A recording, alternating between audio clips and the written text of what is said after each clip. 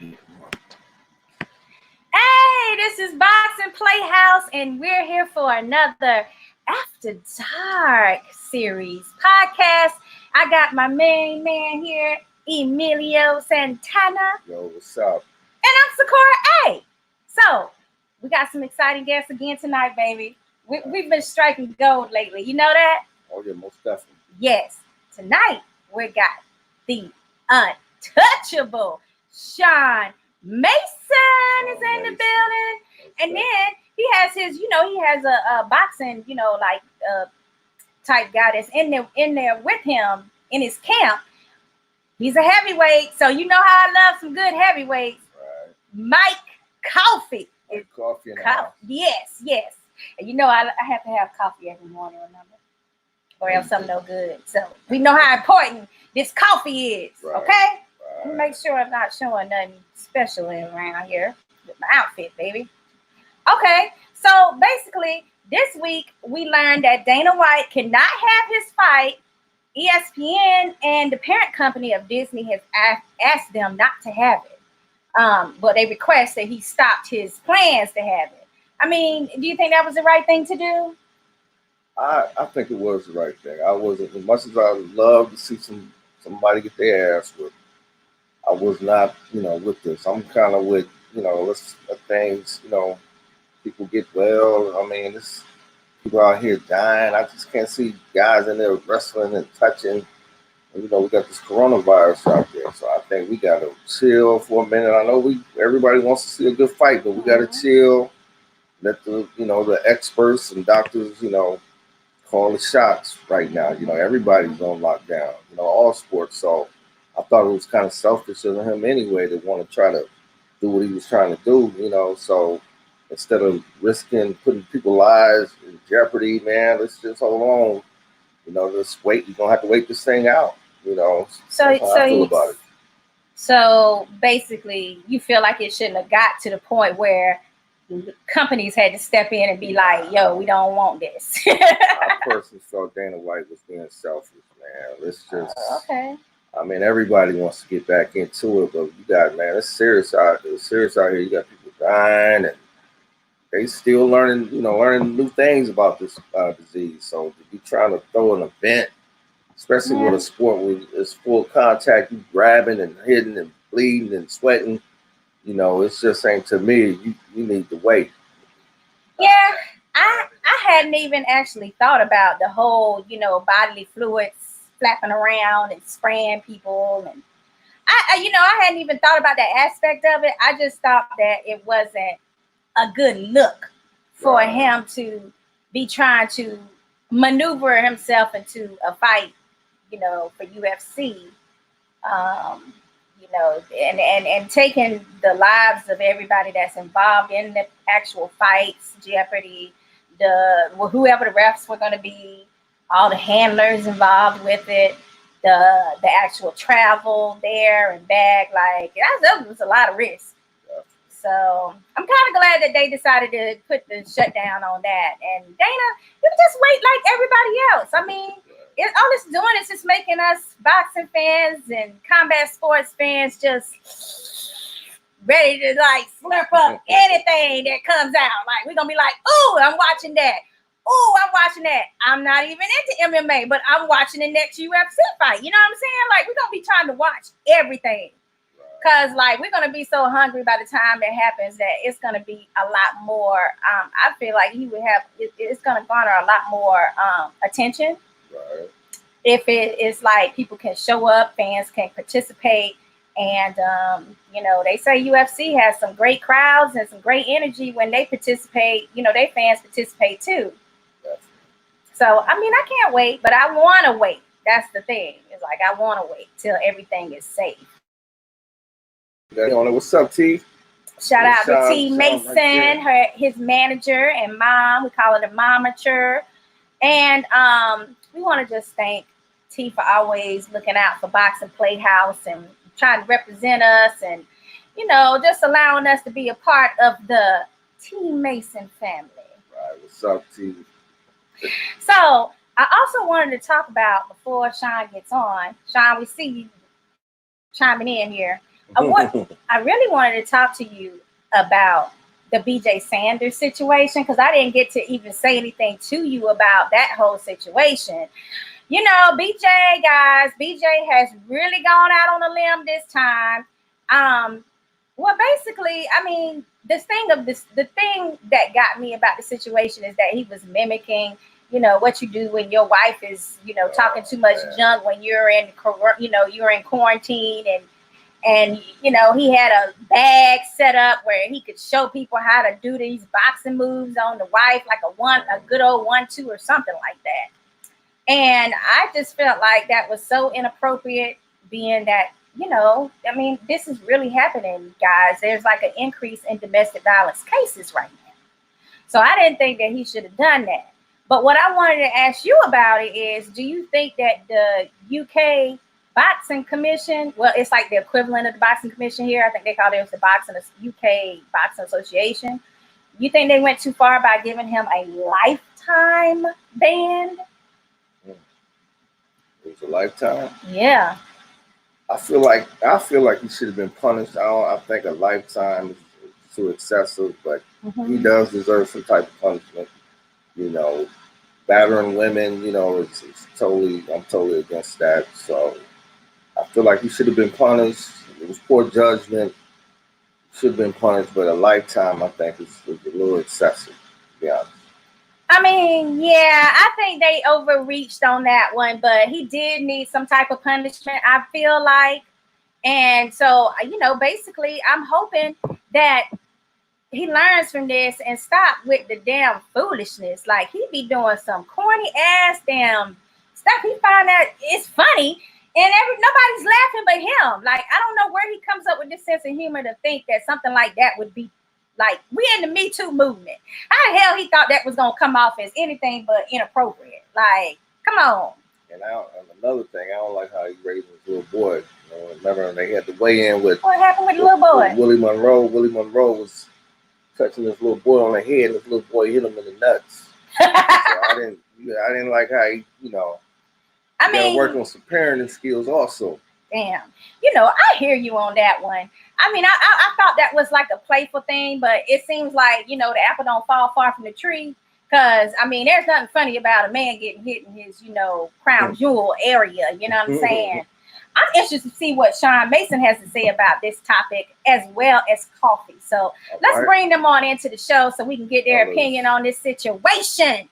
Now, ladies and gentlemen, without any further ado, we have a lightweight sensation prospect by the name of Sean Mason. Coming out of Orlando, Florida, you did? By way of New York. By way of New York. Yes. And here he is to be with us. And then we also have Mike Coffee, the heavyweight that's on the team, baby.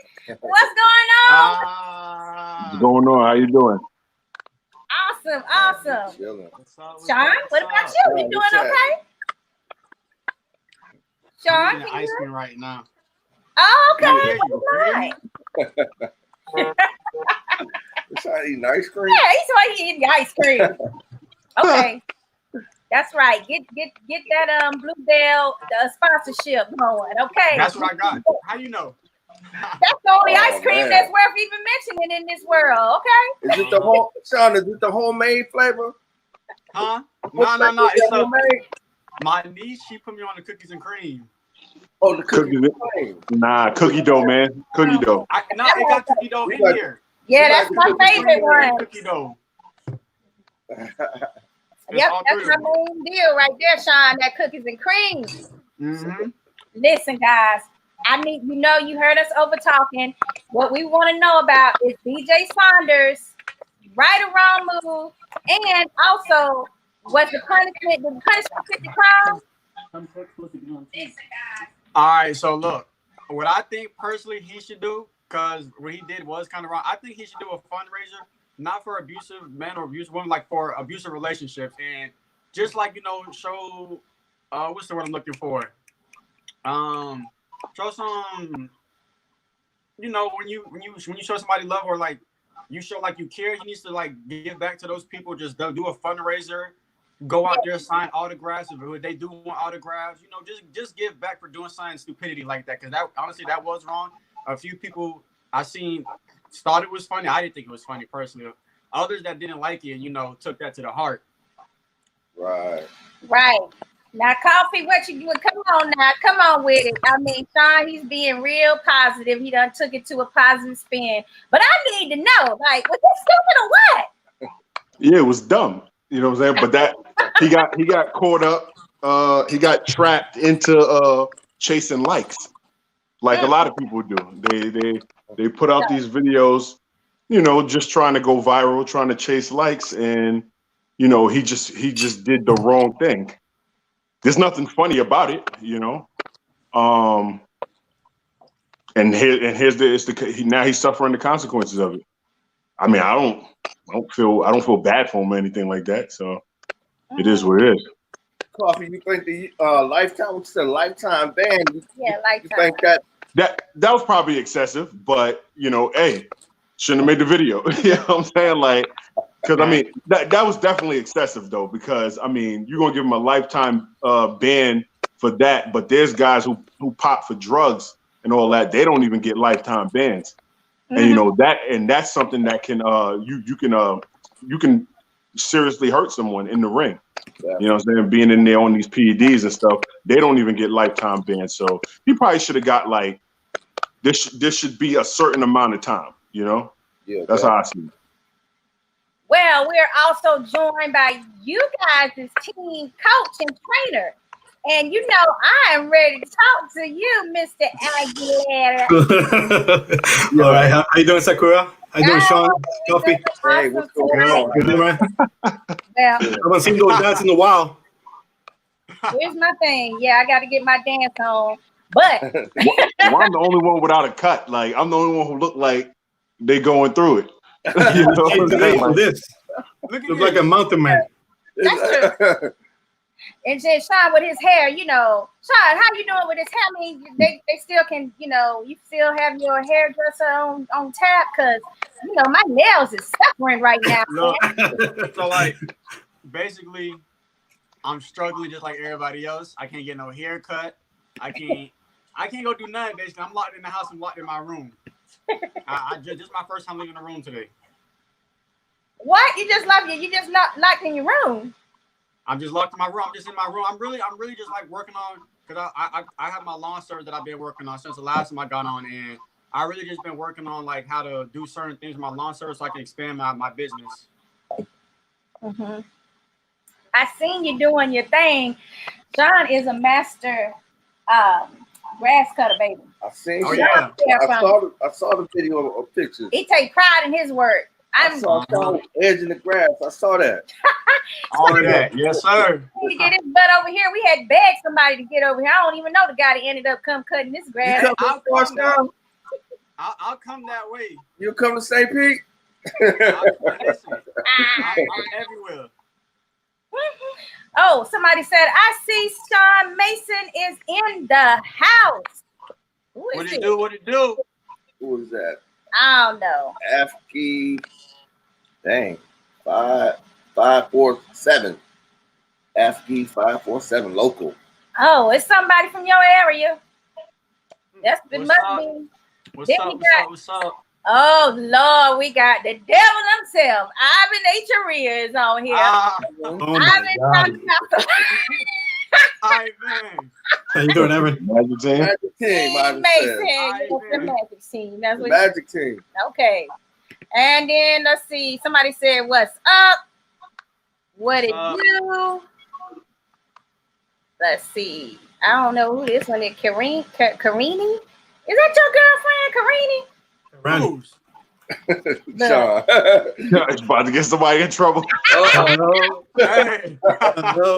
Yeah. You know, I like to mess with Sean. He like, He's like, who? I don't remember that one. Nah. It's your time. Coach Aguilar, Hey. you need to tell me exactly what you felt about BJ and his shenanigans. Well, I mean, it's just a stupid thing to be doing. And he knows it. but he's too stupid to not do it. So he did it. Yeah, that's a next level. I mean, they didn't give him the whole lifetime ban though when he actually popped, last year on a test. Because he was supposed, remember he was gonna fight Andrade? Yeah. And that got canceled. And he just, I don't know, he can't get it right. I don't understand it. Now, also we were talking about Dana White. So now the thing with Dana White was he was still trying to have this UFC fight, even though everything was supposed to be shut down and everyone else in the sporting industry complied with, keeping everyone safe. So, like, how do y'all feel about ESPN and Disney having to step in to tell him to sit the hell down? Yo, the man was trying to make it happen, and he was going to circumvent. He looked for all the angles with the private island or the nation of the the native Indian land, sovereign nation. So he was trying to make it happen. He said everybody is complaining, but nobody's looking for a solution because he's a businessman and he wants to do that. But this right here is a dead end, for everything. So there's nothing is going to happen unless they do it where there's only like two fights, main event, co-main event. Then all you have to do is test the 4 fighters, make it the corners as small as possible, and then they can stream it live or whatever. You know what I mean? Wow. But it's not going to happen. That's right.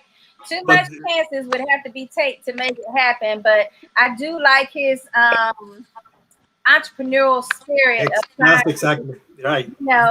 Give it a shot. Huh? You got Sean, how you felt about it? Yeah, Sean, it's your turn. Answer how you felt. Sean. All right. So what I think about it, I want all the fighting sports to come back on, man. So like, if they're able to have the fighters fight, like I think they should have where the fighters do a test. They come up good. They don't have none. I think they should let them fight, man. Because as an athlete, I don't like being in the room all day sitting down. I want to go do what I got to do. If we're able to live stream it, then I would accept it. I personally think it's a smart decision. Yeah. But they have to test them on site because somebody can do the test 2 days early and then catch it or something.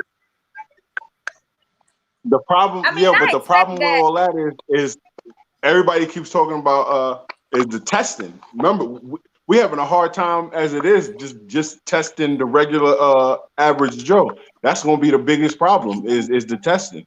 Mm-hmm. They pay for it. If they pay for it, just like the NBA, if they pay for it, they'll get it quick, like the NBA did. You know what I mean? The reason they got it so fast and they got it so accessible, they bought it. They paid for it. It wasn't just asking for it free. I mean, my problem with it is that it's so many, like, you're a boxer and you're supposed to be, I'm fighting. That's supposed to be your mentality. Like, that's what boxers do. Y'all want to fight. But my problem with it is that it's no way to contain it, even if you were to test everyone and everybody at that time is clear. They don't have it. But by the time you get them on the island and then they fight someone else with a 7-day or 4 to 7 day incubation period where you don't have any symptoms or anything, and then all the people that you are actually going to go back home to, it's just no way to be able to contain something that's supposed to be as contagious as this is. Oh yeah, it's not going to happen. It's not going to happen. It has the pros and cons of trying to make it happen. Oh no, it's a good idea, and maybe eventually fighters that already caught it and don't even know it when they do the antibody testing, people that already have the antibodies. Man, but by that time, damn. Right, by that time, like, everybody's gonna be pretty much okay, hopefully. But I would like for everybody to do antibody tests myself because, by it being so many people that it doesn't even affect, it's a good way to study how we can combat those that do get sick. It's not knowing exactly what we're dealing with. Who has the great genes that can, be in contact with this and have no effect at all? You know what I'm saying? Like, we need to know what they have that we don't. They're out there. Yes. Look at Bobby. Yeah, Okay, this guy. The Major League Baseball was trying to plan on getting all the teams to play in Phoenix, I think, Arizona. So everybody will stay living there and playing or something. They were in talks about doing that. All the games will be played right there on one location. Oh, yeah. That's what I mean. It would have been great, but like I'm saying, it's the contamination part. It's like the spread that you might be starting. Somebody will show up with it. Right. I think everybody should just stay home. Everybody should stay home till we beat this thing, and then that way we can get back to business as usual. You know, because I would hate to be like, oh, things are looking better, and then we start co-mingling and everything like that again, and then boom, another flare up. So you might as well just wait until it's just gone, and that way we can get back to business as usual. Right, I agree with Coffee, baby.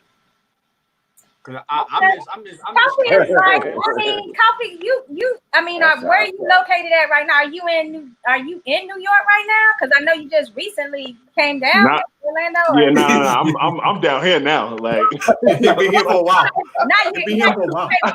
Yeah, I got a lot of family that's still up there, but I'm down here now. So okay, I mean, we're gonna be praying that they stay safe too, because that's one of them hot zones right now. The hottest. The hottest. The hottest. Ground zero. Correct. Yes. Yeah. It's scary. It's definitely scary. Now, how can I say this? I want to get some information out here about these two wonderful boxes there. But first, we forgot our drinking game. We got our chiming in right now. Okay. Do your milkshake, okay? He done Cheers. Shake now. Here. Okay. Okay, Aguilar. Look, Coach Aguilar, ready, baby. Oh, he got. Yeah, come on. That junk is empty. Where you drink at? Come with it, Waiting man. for the waitress to come on, fill it up. I go grab a seltzer water. Okay.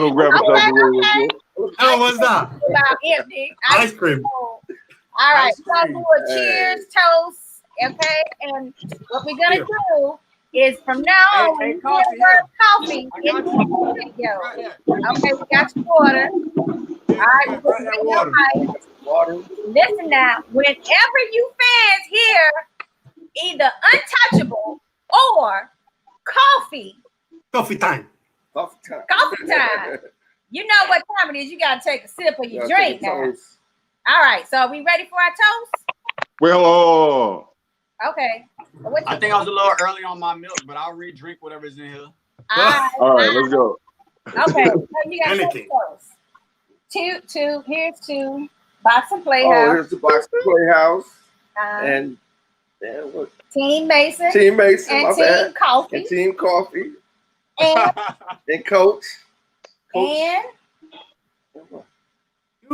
me! Oh, exactly. I got it all. Oh, man. Got it blank. She's right next to you. He's sleeping on this couch tonight, guys. Too much already, baby. Cheers. Clang. Okay. Somebody, hey, Tina Powell said, hey, Sean. Tina Powell. And that was Chris Young earlier. That was Chris Young that was on here. Yeah. Our Florida ref. That's the referee. Yes, right. Oh, okay. Who else we got here? Oh, that was Tina. Scott said, hola, hey, Tina. What's up, Roxy? Oh, we got my brother up here tonight. He just had his birthday on the 4th, guys. Happy birthday. Yes, happy belated birthday, bro. What he say? Boxes what? I can't even read that part. Which one? Boxes. Have self-control. Boxes must have self-control and stay poised all the time. Amen to that. Yeah. BJ is this the test right here. The test of self-control. You know what I'm saying? Yeah. And patience. You're right. This is like the maximum self-control. Hey, Coffee, when the last time you was back home in New York? August, like the beginning of August. Oh, it's been a little. Okay. Oh, okay. So you've been here a minute. Yeah, definitely. Yeah, It's been like 6 months now. Nah, I came down here in June. No, July. So yeah, came down here like matter of fact, I think the July 1st is when I came down here, and then I went back to New York. I went back to New York because I was in Adam Kalnaki's camp for his fight, and then I came back around like August 3rd. Yeah, like August 3rd or something like that. You know what I was gonna say? Because I'm just interested. I ain't trying to get you in no trouble. Not really. But okay, beautiful girls. Is it more in New York or is it more beautiful girls in Florida? Tell us the truth. Well, I mean, it depends on what type of chick you're looking for. I mean, we're talking. I think it's asking you. I would probably say New York. You know what I'm saying? I would say New York only because well, I mean, not only because I'm from there, obviously I'm from there, but then also it's a different mentality up there. Right. You know what I mean? They all got a hood nigga mindset. Nah, don't listen to this guy. Like, don't listen to this. Like, Hey, no, man. They got the supermodels there too. It's the land of the supermodels. You know, they all hone in on that fashion area in New York. So that helps too. I mean, they could dress. You know what I'm saying? But it's more than that. It's more than that. It's like, I don't know, their persona. You know what I'm saying? The persona is different. You know what I mean? Or at least I've come to see that the persona is different. You know, depending on where you what region you from, because it ain't just New York. It could be like New York, that whole tri-state area. You know what I'm saying? New York, New Jersey, PA. You know what I'm saying? It's a different mentality. But what I'll say down here, I've noticed they're a lot more approachable. A lot more, you know what I'm saying? Like, the thing up there, like, you get deaded quick. You get deaded real quick. You know what I'm saying? Like, they like, yo, keep it moving. But at least, you know, I say like down here is, you know, more approachable, nicer, you know, a little bit more kind, you know. It's a slower pace down here. You know what I mean? Right. Well, you know, I'm gonna tell y'all a true story because you know I'm from North Carolina. So when I first moved down here, I was kind of like shocked because, you know, I'm used to when you go through the mall or when you in the car, it don't matter what the hell you doing. If somebody see, if a guy see something they like, no,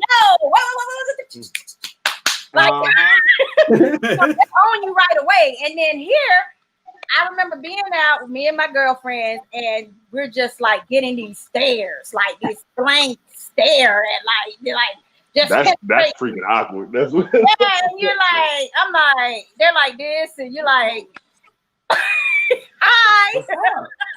Like, if you're gonna stare this long, you could at least speak, dude. Like, they don't want to get denied. That's all it is. So I say that to say that we know, like, when you're from a different area, you notice some different things about an area too than what you're used to. Yeah. I don't get where Coach was from. Coach, where you from, baby? Where you at right now? Well, he in Orlando. Oh, okay. Where are you from, though? Me? No, Coach. I'm from Puerto Rico, Arecibo. Oh, okay. Oh, okay. I like that area. North Coast. Hey, y'all try to look. Don't go to one of their parties. They try to keep you all damn night. I was. They ain't know how to party. Them Puerto Ricans, boy. Yo, go to the Bronx. You see. Panamanians Well, they're not in Puerto Rico. Oh man. What Y'all part of know North Carolina that's all I gotta say. I'm from Kinston, North Carolina. It's on the East Coast. It's like an hour from any beach. I went to East Carolina University. Shout out to ECU in Greenville, North Carolina. Yep. I also went to Fayetteville State for 2 years. So, you know, all of that, you know, North Carolina. I used to be out in all those spots too because I was I was in Camp Lejeune, so you know. What you say? I couldn't hear that last part. You was where? I was in Camp Lejeune, Jacksonville, North Carolina. Okay, yeah. So we used to like be all over there partying and stuff like that, you know. Of course, that's where all the girls were at. All the smart girls. Exactly. Exactly. You say all the you know what I'm saying? girls? Like, Yeah. I got a question for Coffee. Okay, go with it. Coffee, how long? When did you get into boxing, and what made you get into it? Coffee. When you first got? How old? I got into it on a whim, to be honest with you. Like, oh yeah. Wait. Oh yeah, you said my name, right? Right. I said the name. Well, he said the name. Coffee. So y'all got a drink. I just did. Oh, that's right. Oh, okay. All right. But I'll go again for you. But yeah, I got into boxing on a whim. Like it wasn't even like really my idea. It was a friend of mine, who I was in the Marines with, and he seen me fight, not not sanctioned fights, you know what I'm saying? But he saw me fight, and he always would talk about like, oh, yo, you should box, and I should just brush it off. And then after you say it for a few days, and then we just carry on with life. And one time it was like in 2015. He's bringing this up. He's like, constantly like, oh, yo, you need to box, and then it was around December in 2015 where he came to the room. He was like, yo, I signed you up for the Golden Gloves. I already paid the registration fee, so you got to do it. What? Yeah, throw him in the water. Just throw you in the he was water. like, I signed you up for the Golden Gloves. I paid the registration fee, so you got to do it. I already paid. So I was like, all right, I was like, all right, whatever, So then now we just needed to find a gym because I didn't know how to box. I knew how to fight. I just didn't know how to box. So, and there's a big difference. And so I went into my first fight in the gloves because the gloves was like in like another like 2 or 3 weeks. I went to my first fight in the gloves. I had been training for like probably like about 2 weeks. First fight, I knocked the guy out like inside like the first minute. So then I was hooked from right there. You know what I'm saying? Like, I just liked being able to be in a sanctioned fight, don't have to worry about no consequences after the fact, and I get to knock somebody out, and have a bunch of people, hype about it and everything like that. So that was cool to me. I could get that fighter mentality. But what really kept me going with it is that same year in the gloves, I made it to the finals, right? But then I actually lost in the finals because I was, I wasn't like doing everything that I should have been doing as a fighter, like I didn't do strength and conditioning. I didn't do any cardio, nothing like that. I was just pretty much just winging it, I might hit the bag, for a little bit and stuff like that. And I figured I could just go wing it. But then after losing that fight, that like showed me like, okay, you got to put more into it. So then from that point, it was like I started like doing a lot more research and wanting to go through a serious camp, to get ready for a fight. And the more I kept training, the more I kept doing my research and stuff. From the past fighters to the newer generation fighters, it started building more and more of a love for it. And long story short, and here I am, still watching film. That is like it's the first day. Never stop. You ain't no look. Let the people know how big you are, man. You about what, 6'5", 6'6"? 6'5", 6'5", around like 270. Yeah, I mean, my walk around is probably like 275. I so far I've gotten down to about like just healthy, strong.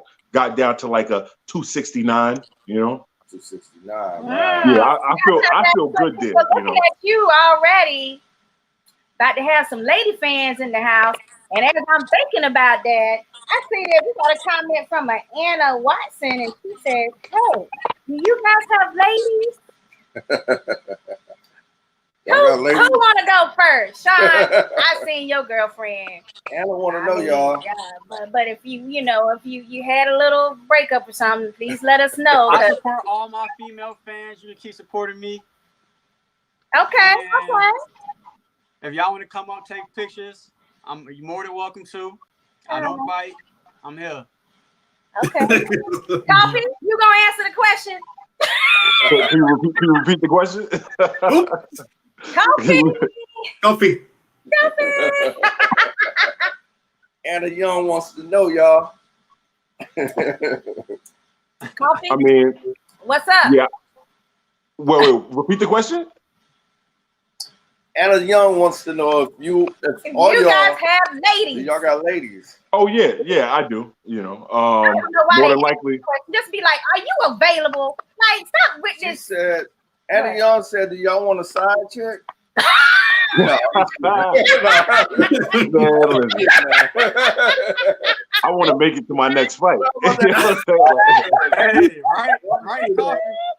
I'm trying to go see my next fight, man. You feel me? Like I want to make it to my next fight, so I ain't even gonna go there. You know what I'm saying? But I just apparently we got a dating service too, so you need to let people know if you're single as well, because boy. What's up, Coach? I'm married. Oh, okay. Well, the wifey. Yeah. I'm married. He's a married. Right. Okay. Yeah, sure you can. Okay. We got Joey Orduna up here, guys. Joey, what's up? What it do? You know, that's the matchmaker extraordinaire from Tampa Bay. What's up, Joey? Doing Joey. Well, Joey, he said, is that my brother, Coach Jose? What do you say? His great prospect, Sean Mason, and Michael Polite Coffee on Boxing Playhouse after dark. What's up, Sakura Emelio? What's happening, Joey? That's right. That's exactly who the hell it is. It's all Great guy, Joey. Joey's amazing. He's an awesome guy. You're right. Yeah, awesome guy. Yeah, he's one of the good ones in this boxing world. You know.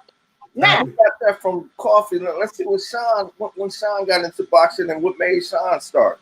Okay, I was just trying to read, Sean, before you do this, let me, we got a couple of people that we need to do shout outs for too, because we got Dale Peebles on here. Oh, Dale, what's up? Dale? I love him. Dale, what's up, man? Down there from the Fort Lauderdale area, hanging out, chill. We got, let's see, we got Roxy and we got Marion. Marion, what's up, y'all? Marion is one of our sponsors. He has Making It Happen mobile detailing. You know, when you thinking you can't go nowhere, but you still need to go to the grocery store, and you get in that nasty car, all them germs you had in that car from when you were still going to work. Okay, they still in there. Good, so you need to call him. It's Marion Moody. You can find him on Facebook Live, or you can contact us. He's here in the Tampa Bay area, and you know, he hook your shit up. Okay, it's Marion Moody. Making it happen. Mobile detailing. I love a good mobile detailing place, you know? Okay. And then we had Chris Young. Shout out to Chris. Shout out to Chris Young, man. Chris. Okay, I think he's gonna be on the show next week. Or was he supposed to come on tonight? Chris, let me know when you're supposed to come on here tonight and help me interview or help us interview. I forgot if I was gonna have you on this week or next week. I'm sorry. And then shout out to Chris Young, man. Eddie Love. Yes, Eddie Love. That's a friend of ours from Orlando from back in the day. He does. He's like a stunt guy, and he was in the alcohol business. I don't know what else he does. He's security too. Like he does stocks. Huh? He does stocks. Does he have what? You said he does stocks. No, I said he does. You know, like security and stunts, like, you know, stunts, like a stuntman. I was going to say, connect me with him. Oh, okay. Stuntman. Okay. Eddie Love, you got Sean Mason is interested. Okay. And then, let's see. What's going on, everybody? Eddie Love says. And then we got Marcus. He says, what's good, everybody? Then Joey says, glad all of you guys are out there and looking healthy and strong. God bless. Amen. Thank you. Okay. So now, Sean, you're going to tell us how you were able to create a career for yourself in the lightweight division. And I mean, that division is like hot on fire right now. There's some serious money to be made right now down at that weight class. I just want to say one thing. Sean, before you say that, I just want to tell everybody, baby, that, since we've been doing the boxing thing, we've done met all kind of boxing and fighters, all kind of people. But when I met Sean and his mother, too, they were some of the coolest and realest people, man. They feel like family to me. Coffee, another appreciate it, man. Thank you. Man, cool people, man. And they don't forget Coach. And Coach. Aguilar. A few people that feel like Sean is one of them, him and his mother. And Coffee. His mom's from Brooklyn. Man, you know what I'm saying? But he's a cool cat, man. Yeah, I appreciate it, man. Well, I'm going to say this. Yeah, appreciate y'all. I'm going to say this before I tell y'all what got me to boxing. I help people before I made it. I'm going to continue helping people when I make it, man. I'm always had that good spirit. Oh, yeah, most definitely. Oh, yeah, that makes sense. You're a very positive guy because every question I done throw at you, you want to make it positive. Uh-huh. I ain't, All right. That's good, but sometimes somebody got to be the bad cop. You putting it all on Coffee tonight to be the bad one. I'm with it. You know what I'm saying? Like, he's trying to be untouchable. Okay. He's trying to be untouchable, and then he's trying to be Coffee. Coach is ready. Coach ready. What you drinking, Coach? I started with an empty glass, but you got to put some more in that. Where your wife at? What is that? A mimosa? No, pineapple juice with Patron tequila. Only a little bit. Don't stop. Get it. Only because she made me do it. Like I wasn't planning on everybody drinking. Quarantine. Exactly. Tequila too. I don't know what y'all guys drinking, but tequila. Very little. Tequila. Yeah. Wait, what's in the gold cup? Because the gold cup, you can't even see. You can't even see. No, it's a secret. He hiding something. Moonshine. Boxing PlayHouse. That's See that that potion gold? We coming. You see that bling down the hall? You like, oh shit! Here come Boxing PlayHouse. Here they come. You see Emilio from a mile away. That would say what, Sean? I said you go see Emilio from a mile away. Okay. Exactly. Look, hey, I got one question. So the last boxing matches, when you was dancing, what was going through your mind? Oh man. Yo, hey, I ain't gonna lie. I saw the video. Boy, when I said you just knew you was killing it. You was killing it, huh? He was feeling good, man. I don't know how many drinks I had that night, man. I was feeling good, man. It's hard. It's like I be like, this ain't fair. You come and you get to be all crunk up and stuff, and meanwhile I'm like worked myself to death by the end of the night. Like, and he's just like, you handle the business, he handle the entertainment. He's sacrificing. The night too, Sean. I had a few drinks. I was feeling good, man. And hey. You was though. I was like, man, I'm like, I thought you were getting ready to do a back about the top ropes or something. Hey. Oh Lord, boy. Woo. Yeah, he was real happy that night, I tell you. Yeah. Apparently, he gave Jazz that good mojo before she got ready to fight. Sean, I used to be in a singing group, man, and that's what we used to do, man. We used to sing and dance, man, and it just came out. you let it all out at once. That reminds me. You just said here. That reminds me, if you haven't checked us out, go to our Boxing PlayHouse website, and you'll hear Emilio's original Boxing PlayHouse theme song. I mean, it's hot like fire now. Like that thing is popping. He's rapping himself. Like it's his words and everything. Welcome to the house. Let's let Sean go and say what he's gonna say. Okay. Sean, how did you get started with your career? All right, so growing up, I like basically live right by Pine Hills, but I used to always be like in Rosemont, which is like 2-3 minutes away. So going there, when you growing up there, you play a lot of basketball. It was usually a lot of older kids. I used to go with my brother, and I always would fight.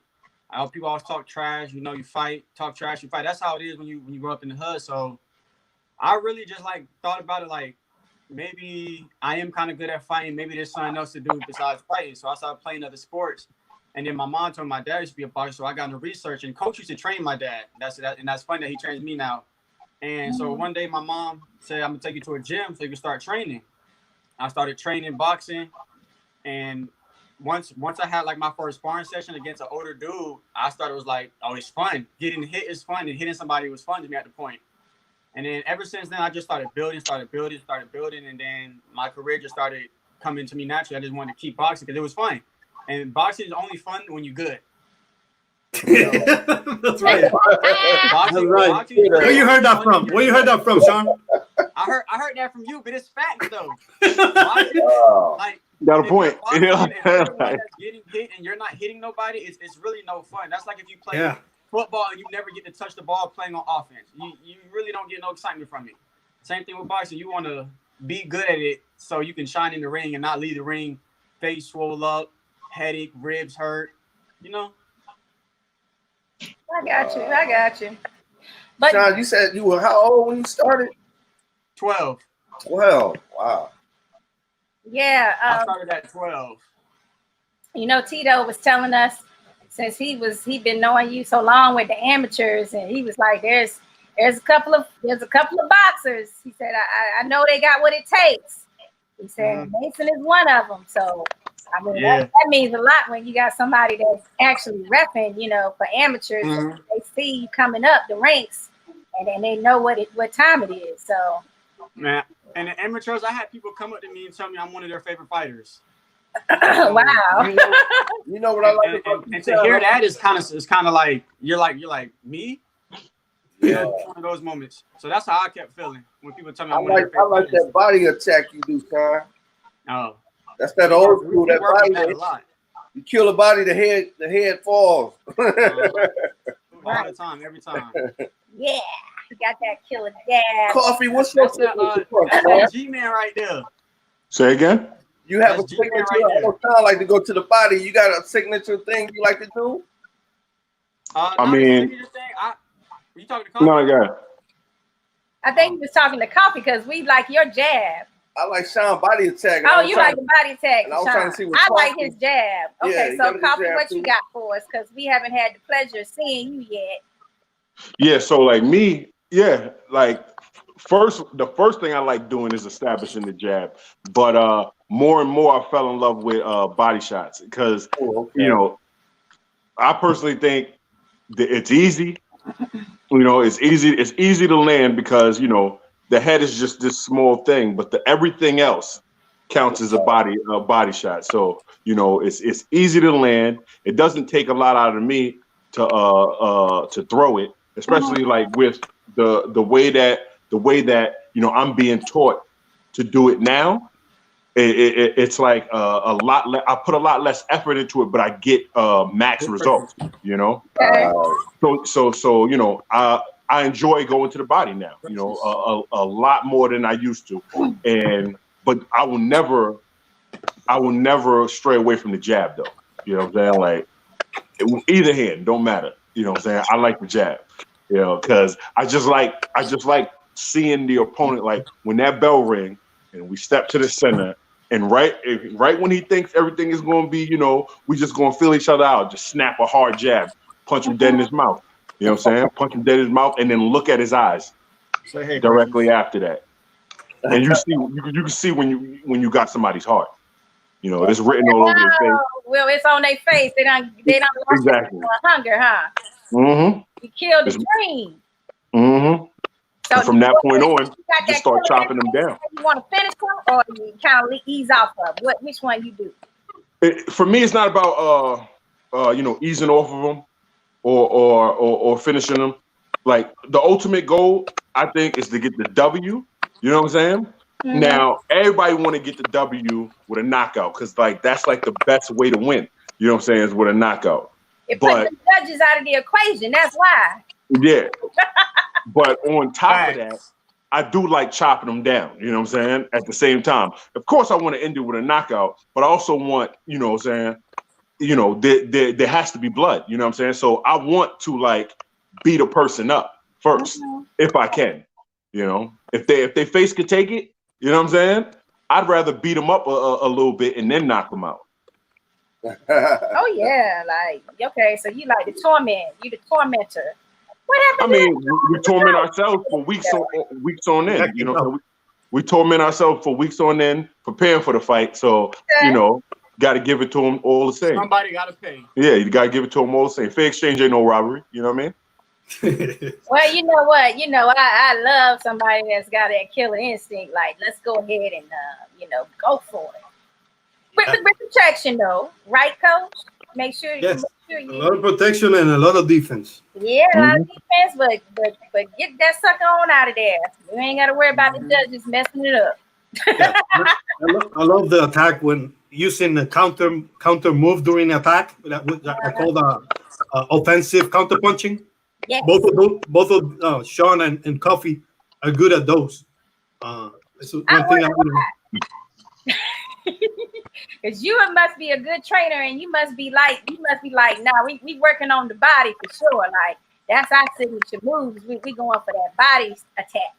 Yeah, we put a lot of emphasis on body shots. We take time just working the body, and I keep reminding them, and they grasp. They already got it in their mind, so it's nothing. They enjoy. Both of them enjoy it, right? And they know the feeling of when they land a good body shot, how the opponent looks and how they feel, how everything changes towards the fight.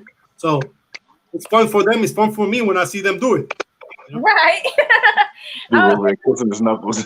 Hey, thanks a lot, T. I appreciate that. Clarence, appreciate you, man. Much love. Dale. What do you say? Kill the body, the head will fall. Oh, yeah. Barbara Hunter says, Coffee, can you stand up, please? Hey. She want to see you stand up, Coffee. You got me in my robe. Getting me trouble. Turn it into a dating game, man. Just turn it into a dating game. Y'all trying to get me in trouble, son. We're gonna have some boxers that's trying to avoid to come on because they got too many damn, obstacle courses they're gonna be trying to get through. Hey. You can DM him. We will keep PG. Yeah, let's the fifth. Dang, it sounded like they wanted I'm messing with you, bro. Look, he in his Hugh Hefner robe. It looked like too, baby. You see me though, right? Like, I'm trying to keep it PG though, like Okay, you in that Hugh Hefner robe, so you giving these ladies the wrong ID. Hey, this after dark, anything goes. That's right. It's after dark. You knocked off. Yeah. You done stood up, Bubba. Okay. Don't get yourself in trouble now. Don't be knocking at the coach door tonight. I'm gonna be sleeping on one of y'all couch.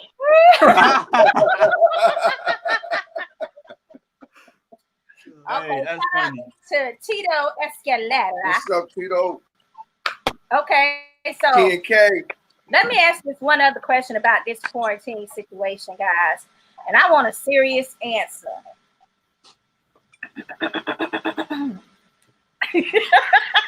I'm so scared to ask this thing here right now. But anyway, because this is after dark, I have to do it. Who is still staying in shape while they are quarantined and the gyms are closed? Or are you using this opportunity to load up on some things like, ice cream that you might have wanted, cookies and cream to be exact? Now we got a little break and you can get away with it. Yeah, nah, I can't afford that. You know what I'm saying? Like I've been going for runs and stuff like that. Every other day. We worked outside a few times, but then everything got cut. So right now it's up to them to stay within striking distance because gotta get going as soon as this opens. Gotta get going. Yeah. So basically, like me, like what I'm trying to do is like since I can't hit the gym as hard as I'm used to, I got my food scale. Try to just clock in my macros somewhat. You know, that way I don't pack on a whole bunch of weight. For me, it's like because of my muscle mass and stuff like that, it's easy for me to hold water and stuff like that. So, you know, I try to watch all of that stuff. And then on top of that, you know, I go for runs and stuff like that every other day. So Okay. doing the best we could do with what we got. I ain't mad at you. I'm not mad at you. I mean, I have been having some problems, guys.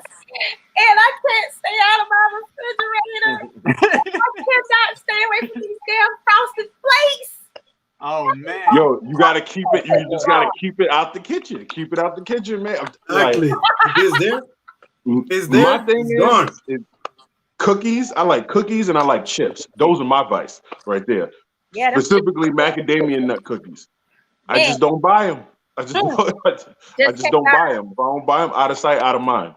You know what I mean? What's one of your favorite foods besides ice cream? I really eat anything. I really eat anything. So I don't really have no favorite. If it's in the kitchen, and if I know it tastes good, it's gone. Yeah. If it's in the kitchen, I'm eating it. Coach, As long as it's what's your delicious, favorite right? food? Ice cream also. Ice cream, vanilla ice cream, coconut ice cream. Okay. Yeah. Right now, it's for some reason it's frosted flakes since I'm locked in, and Yo, Frosted Flakes is good though. You know what I'm saying? Like, yeah, like that cold milk from all night. You know. oh, see, no milk though. No milk. Oh, you want to just you eat it like a snack food. I eat it like it's chips. You know what I'm saying? Like, I want the milk and all. Like I'm just greedy. Like I gotta have the whole. I just ate a half a box. I'd be like, damn, when did I do that? Bro. No. And it's always late night too. You know. Worst time. That's when it's the worst. For me, that's when it's the worst for me. Especially when I'm sitting here trying to like manage what I'm eating at nighttime. So what I started doing is I started like saving my last meal. I try to hold out as long as possible, you know what I'm saying? And then right behind it, I'll drink a protein shake just so that I feel like you ever felt so disgustingly full that you knew you wasn't eating nothing else for the rest of the day. Like I ain't eating nothing. Like, that's how I get it. You know what I mean? Dang, yeah. Like so when you do break that willpower down, you just go ahead and make it like that's it for the day. I'm eating it and I'm not gonna eat nothing else so I can try to redeem myself. That's what you gotta do. Yeah, that's what you gotta do right now. All right, I'm changing the subject because, baby, I have been asking everybody this question. Okay, so, the other night I was talking to the ladies. Some of the ladies' boxes like Chevelle Hallback and the Peralta, Helen Peralta and Christine Ferreira. And, we were talking about training regimens. And, Coach, I know you might probably going to be upset for a minute, but, I need to know. I got to know. Do you guys have sex during training? Yeah. Like, I answer it first. Yes. Yes, to me. Hey, but is my mom here? He's like, my mom right here? I ain't going to train. I'm still getting it. Hey. Coach. Hey, kick my mom off real quick. Coach T, you gotta put this thing on mute for a minute now. Hey. T, go on now, get you some ice cream. Go on. But first, we're gonna get Coach. Coach, go ahead. Do you advise them? Do you tell them no sex during the 6 weeks leading up to the fight? Like, what is your advice to them?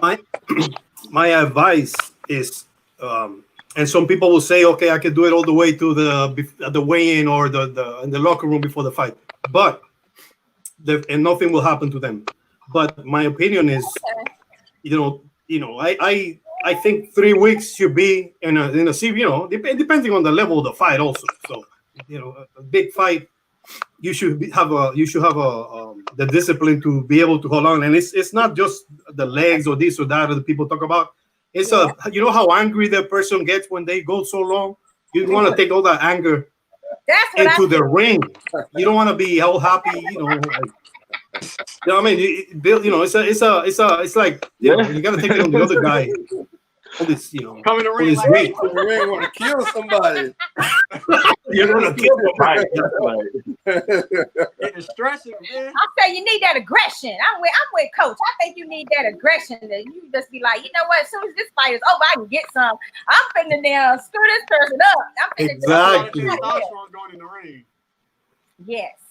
So come on, Sean. Sean T is gone to get some ice cream. What's up? Get ice cream. So I probably how can I explain this? So 2 weeks before the fight, I'll slow down. I'll start slowing down in the week before the fight. I'll probably get 2 more rounds in and I'm done for the Oh my race. So, God! yeah. It's a sex machine. The week of the fight, you still trying to get it in. My God. But look though, like Coach said, depending on what kind of fight it is, how the fight is. Cause like if I'm fighting for a title, I probably go the whole month. You have to do a sacrifice. You know what I mean? Cause I'm willing to sacrifice that because that's gonna always be at home. This opportunity winning this belt, not. So if it's a belt fight, I'm gonna a month, probably 2, depending. So, Well, really once again, we got somebody chiming in. We got, what's her name, baby? Bianca. Bianca says, Sean Mason is so cute, Sakura. Love his hair. Thank you. We got a toast. Thank you. Name. Untouchable. Well, Coach, I got some advice for you. I wouldn't even talk to these two guys. I would just look at the ladies and their lives and be like, what's his moniker? And they're going to say untouchable. Yeah, that's right. Untouched. That's what it's saying. You need to just like go stay with your mama, your girlfriend for a month. Untouched. And then for coffee, you be like, get your ass some real coffee this week. Leave his coffee alone. Like sometimes you just gotta go buy, don't even deal with the men on the situation. You gotta, and trust the ladies that, care about these men folks. Yeah. If Cassidy Nicole said coffee is on the move. Ooh, okay. I don't know what that means, but okay. Like Carlos Morales. That's Papa Manager to Elijah E. Morales. Eli. Now, what is he saying tonight, baby? Read his comment for us. Can't afford to slack off because once this gets going, there's going to be a show every other week, ready to rock. He said. You know what, Carlos? I agree. I feel like it's going to be a lot. Mm-hmm. Yeah, it's gonna be a lot. Yeah, I was like, every weekend there's gonna be something going on. Mm-hmm. All right, we got Alex. He says, "What's up, Sean Mason?" What's up, Alex? Let's see what Roxy talking about. What's she saying? I can't read that. What's that? What's up, Sean? Lemon bar. Where Roxy at? Right here. I put the comment there. Lemon bars. Oh, lemon bars. Yes, you know I got an infatuation with her lemon bars, y'all. She got some good lemon bars. Lord Jesus. Where they at now? I need some right now. Sean can cook. Sean can cook? Yes, sir. What you cooking over there, Sean? What you got?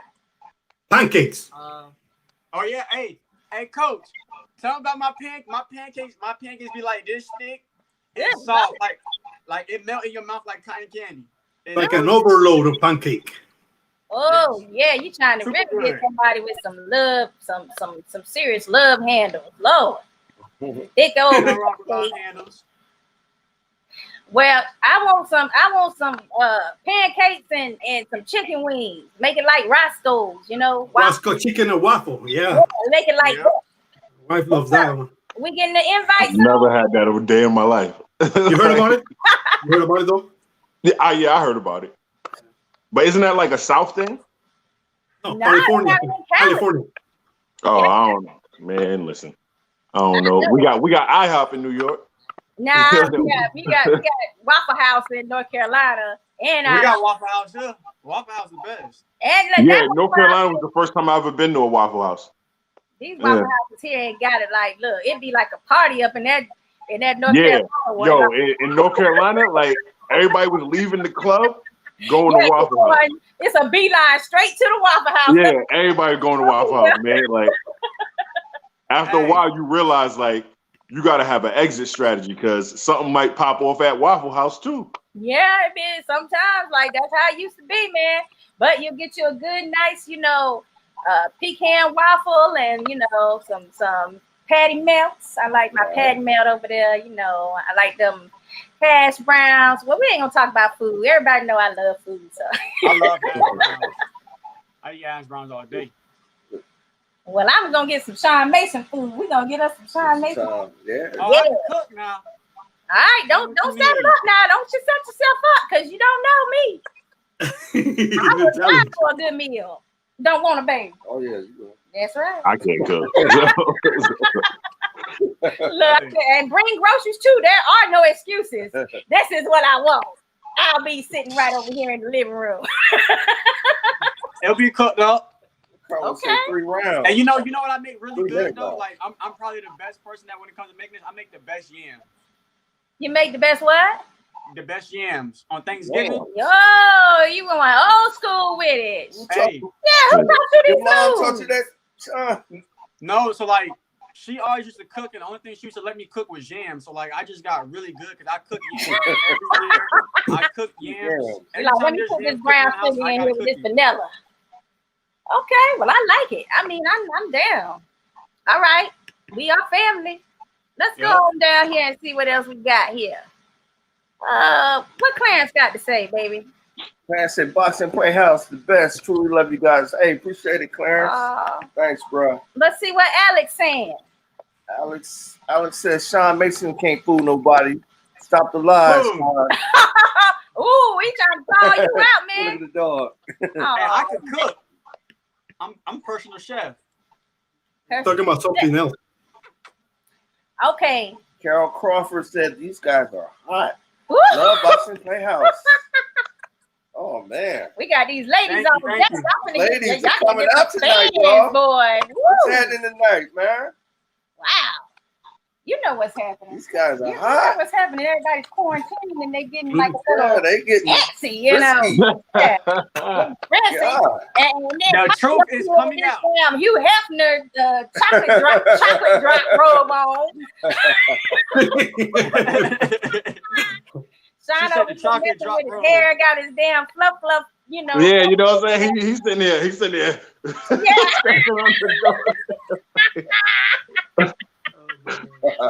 I can pet you the same way. Sean Mason, stop giving these people false hope, okay? Stop doing that. Okay. Clarence says, let's see, how's everyone dealing with the virus? All right. I mean, dealing with it. Who's going to the grocery store? Who is telling people to wave at them through the window of their house? Sean, you're going to the grocery store? I just bought some ice cream. Okay. Coffee, what you doing? Yeah, I do the Publix run, but I'm in and out. I'm fast. You know what I'm saying? Like that's I'm him in and out. I sent him with a list and he comes back. I'm like, well, what happened to this? He like, Yo, listen, I got an app on my phone. Called WhatsApp. Whatever I'm unsure of, I hit the video button. I'll be like, look, and I start turning it to the shelf, like this one, like that one. And we're like, yeah, I'll be like, all right, see you later. Wow. Boom. Throw that in there. I'm out, man. I'm quick. I might need to have to convert you to that, baby. It's hit a miss over here. Like, damn, I put it on the list, but he be running through that store so fast, like. Okay, and what about you, Coach? Are you waving people? Are you waving at them through the window, or will you brave the wild frontier of Publix? Wait from everything, and I go to the grocery store, and right now I'm getting all the gear on, like the mask and the You know, I'm ready for the whatever. You know what I mean? Because when I see too many people wearing them, I don't want to. You know, I don't want to be out there with this. You know, it's getting closer. The numbers are going higher and higher. The odds starts getting closer. So it's no, you know, I don't think no time to be gambling. I know that's right. Well, how about this? I'm the one that's waving at y'all through the window, like, and don't forget the apple pie. Yeah. Don't forget my frosted flakes, please. He got me on lockdown because you know I have my immune condition, so I gotta stay. Okay. Oh yeah. You Oh, say yeah, you gotta be vigilant. extra safe. Yeah, extra safe. I ain't been out since March 1st. Ain't nothing wrong with staying in the house. Yeah, and he gotta be safe too, so he can, you know, keep you like that. You know? Right. Yeah, he's trying to do his best. You know, I'm looking at it. I'm like, well, this is kind of sexy. Okay. Yeah, go ahead and take that shower. Go ahead. Yes. You know, it's sexy to us ladies. Men, take care of your ladies. You never know what kind of surprises you'll get. Oh, man. Yeah. Take notes. Coach? Y'all fellas out here, y'all make sure y'all take these notes, man. It's free game right here. Oh yeah. He already know. You heard him say he goes to the grocery store, so he already know. If he go ahead and make that run, he's good the rest of the day. He won't have to be bothered. He can watch his shows. He can watch his fight tapes. He can talk on the phone. He gets a good meal. Like, it works for him, huh, Coach? Oh yeah. Sure. Oh yeah. Yep. See? Just counting the hours and the days to get this thing over with. You know. Yeah, that's another good little pastime. Binge watching some shows. Mm-hmm. I know I've been doing it. Okay, everybody, give us your coronavirus quarantine show. What are you watching right now? What's got your attention? Coffee, you go ahead with it. All right, so I started rewatching Dexter. You know what I'm saying? Like it's Gangster. yeah. He's like a forensic scientist he's a serial killer who kills killers. You know what I'm saying? He still gotta investigate himself sometimes. Yeah. Yeah, He never basically, catches himself. Yeah. It's like 8 seasons. I'm on seasons. Well, no, it's 9 seasons. I'm on season 8. Whoa, yeah, you've been into it. Murdering that show. Like, yo, I've been on the couch like. After just you like, get done with that, you got to check out my Ray Donovan. You know, that's the problem solver. That's the. You see, I watched it up until like season 3, and I was like, nah. You can't do it no more, huh? Nah, yeah, well, because you know why? It was just it had certain spots in it that was like dry for like multiple episodes, so that it takes me longer to watch shows like that, even though they pick up later on. You know what I'm saying? I first started watching it because I knew Pooch was gonna be on the show. You know what I'm saying? When they brought Pooch over from the game, I was like, oh yeah, Pooch, yeah, I'm supporting you. And then I got into it, and then I started looking at Ray like, dang, now that's the type of man you need, because I mean, he be fixing out. He's the fixer for real. Like, he fix all that stuff. Baby, you mess around and accidentally have a girl in your bed and she done OD, and they be like, Ray, can you get over here? Ray, get rid of the body. Ray done made it where you don't even look like you on the camera. Yo, it worked. Yo, he will erase her existence. Yeah, like. Okay, Ray is the real deal. Okay. Who else we got? Okay, Coach, what you watching right now? Tell us your obsession.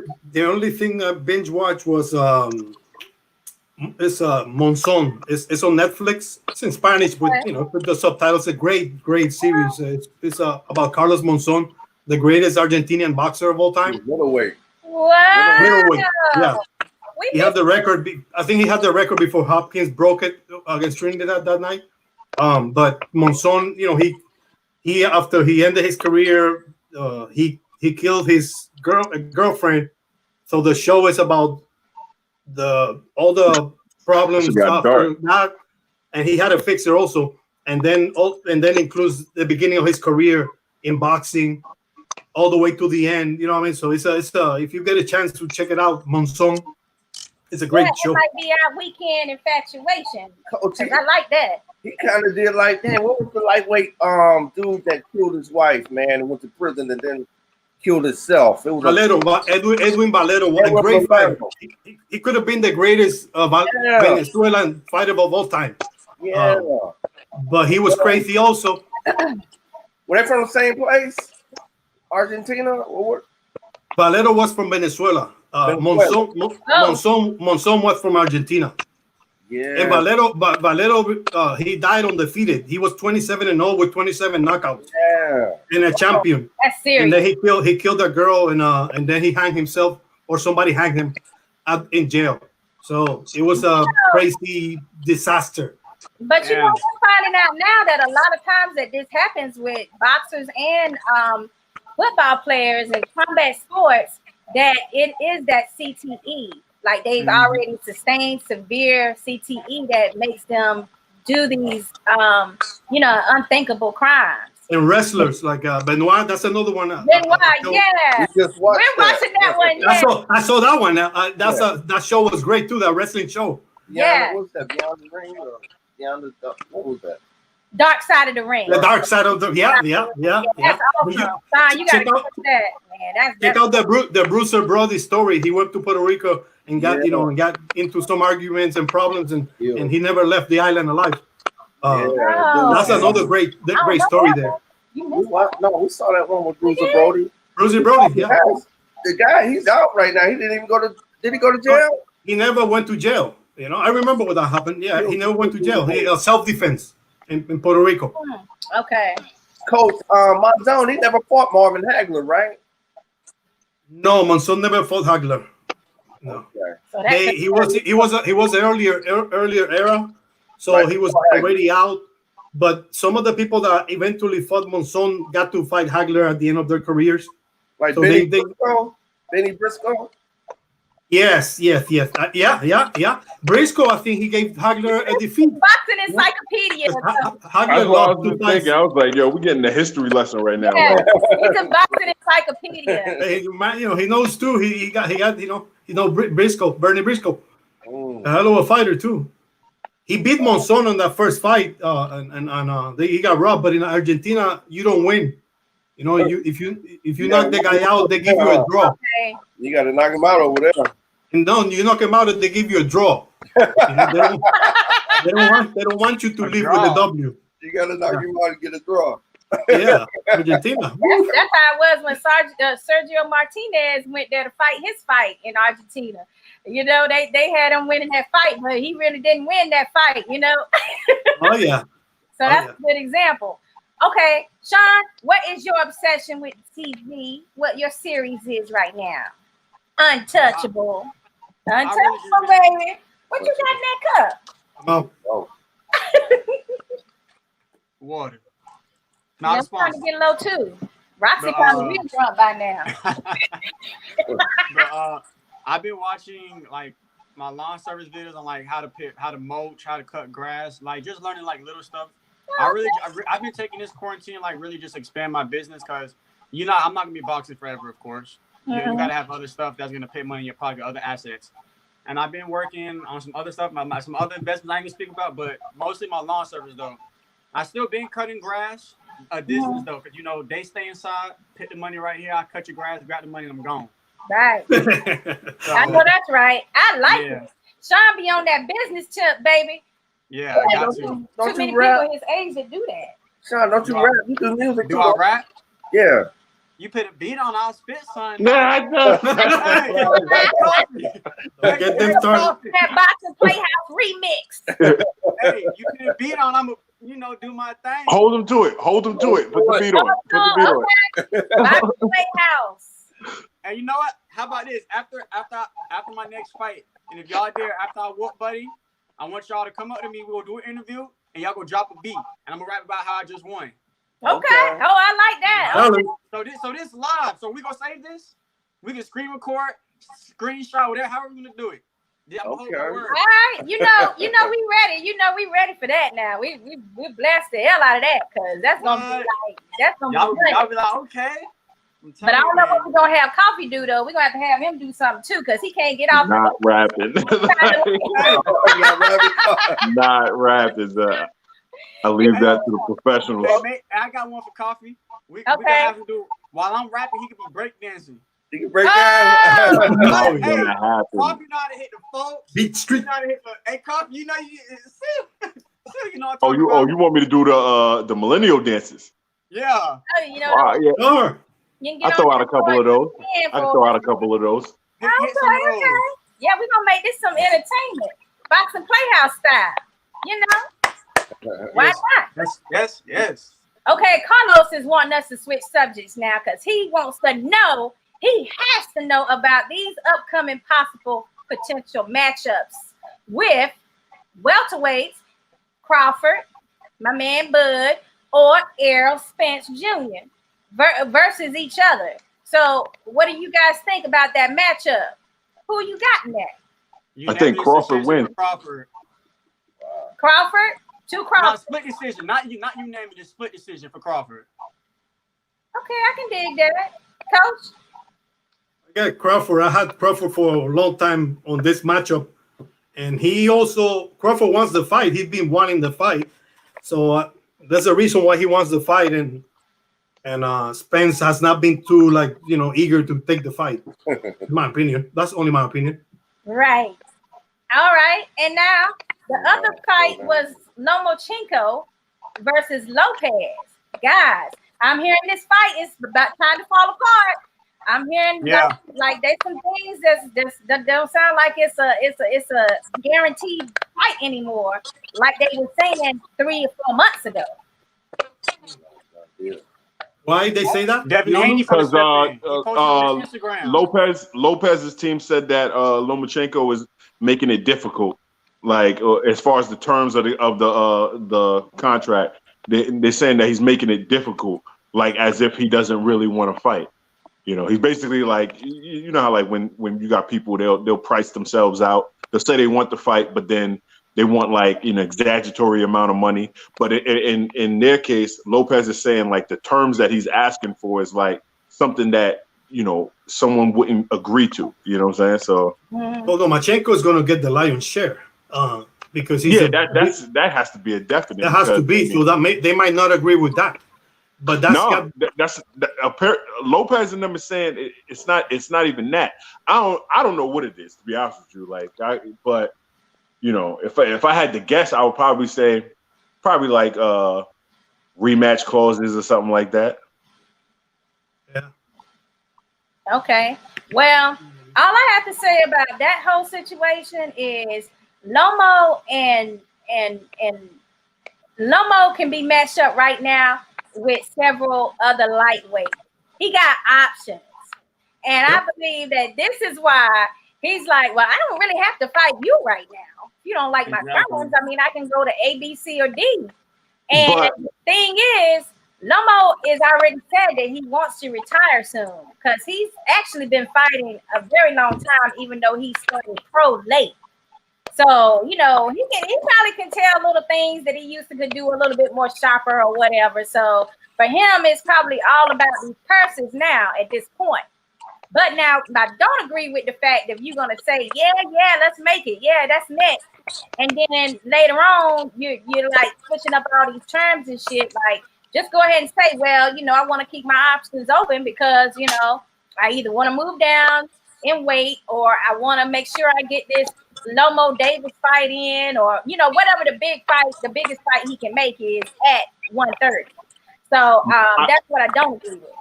I think at 135 he has other options besides Lopez, but I think those other options still pose a threat to Lomachenko. So I don't really see like, cause who else he gonna fight? He gonna fight Haney? He don't want to fight Haney. They're probably. You know, they might end up going something like, you know how Leo Santa Cruz is kind of floating right now with them weight classes.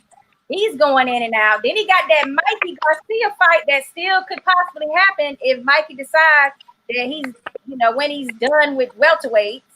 But Bob Arum talking about that fight not going to happen because he said he's assuming that Mikey Garcia will ask for an exaggerated amount of money.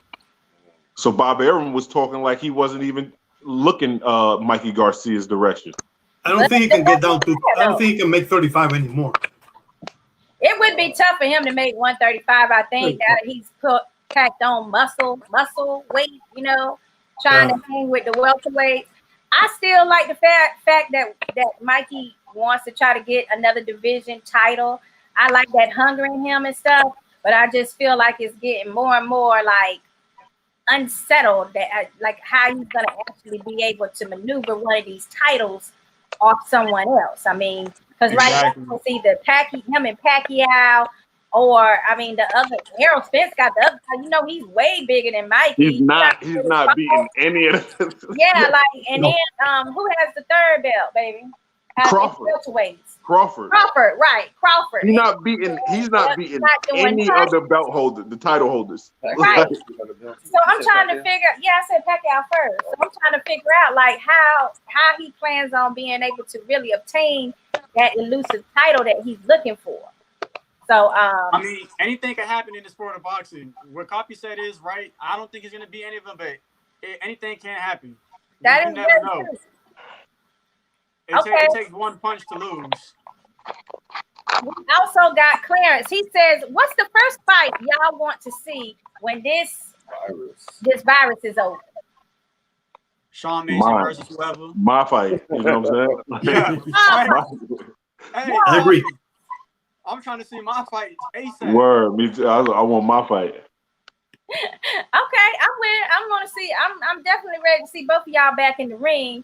And we love our cards that we get to go that y'all are on because it's exciting. Hey, check this out. When me and Coffee found the same car, I'm telling you, we would have the whole arena packed out. Y'all gotta be there. Oh yeah, we're gonna be there. You know what's up. You already know. There's gonna be blood. There's gonna be blood and all that. So we gonna own the show. Wow. We got a question from Carlos. Carlos. He says, when is Thurman coming back? Thurman would be nice. Thurman Keith Thurman. One-time Thurman to fight Errol Spence. This is the fight, Keith Thurman.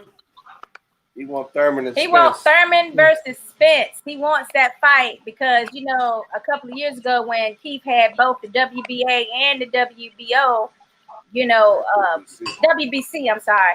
When he had those two titles, Errol Spence was like, I want to fight him. But now that he's lost both of those titles, well, he really only lost one title since he gave up the other one. But, is it still possible? Is this still a good matchup? Now that these... I don't know who y'all talking about. I know Spence. Keith Thurman. Keith Thurman. Who's Keith Thurman? Oh, Lord. Oh, he just only fought Pacquiao in July. I used to love Keith Thurman, but after he had surgery on his shoulder, right? Yeah. Elbow and a shoulder surgery. He now lost his his drive. Surgery also. He lost that drive to like fight and win. I don't know. I used to love Keith Thurman when he was one time. Now he like, I don't know, man. I just don't watch him no more. I'm not a big fan of him no more. I think Thurman and Spence, that'd be a good fight. You know what I'm saying? Because everybody looking at how Thurman lost to Pacquiao, but if you look at that fight, the second half of the fight, Thurman was putting it on Pacquiao. You know what I'm saying? He was putting it on Pacquiao, but he just did it too late. It was just too late. Yeah. If that second half of the fight, Thurman shows up from the very start with Earl Spence, it'd be a good fight for however long it lasts, because they both big welterweights. They both can drop you with any good punch. They got decent power. I think it'll be reason why if that fight had been with anybody else, the way that it went down as far as round for round, who won, and the action that was in it, it would have been an automatic rematch. But I'm hearing that Pacquiao was feeling kind of like, he knew he had been in a fight with a real power puncher. Mm-hmm. And he was like, I don't really want to do that. No, I ain't trying to deal with that again. Exactly. Raquel's putting it on him. Picking up his last checks. Yeah. That was something I wanna ask. See what Coach was saying first. Coach, what Yeah, was go you ahead, saying Coach. about that? I was saying that Pacquiao is picking up the last few checks, so he already fought everybody. You know what I mean? Right. So it's not, I mean, what else the guy could do? I want to get from all y'all who y'all think will win the trilogy with Wilder and Fury. Y'all want to go first? Go ahead. Hey, I ain't gonna lie.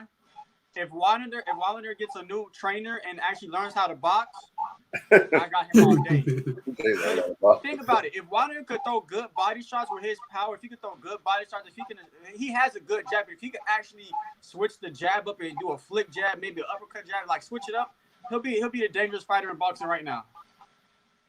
That's my opinion. That's true. It is dangerous already. He needs some Yeah, defense. he's dangerous enough. It's already dangerous. Sean, you think He didn't know Foreman how gonna to- help him out? You think George Foreman gonna help him out?